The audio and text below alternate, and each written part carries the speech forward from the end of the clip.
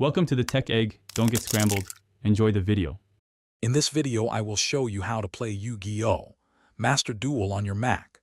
Many players believe this popular card game is only for Windows, but that is not true. We will explore two effective methods to get you into the game.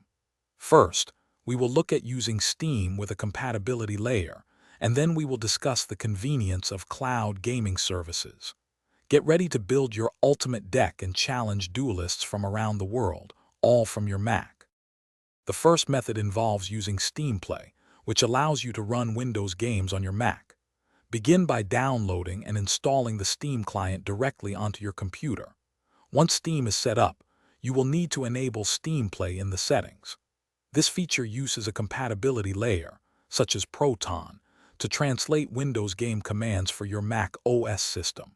It is a robust solution that many Mac users employ for a wide range of titles, including Yu-Gi-Oh! Master Duel. Another excellent option is cloud gaming, specifically using a service like NVIDIA GeForce Now. This method streams the game from powerful remote servers directly to your Mac. You do not need to install the game locally or worry about compatibility layers.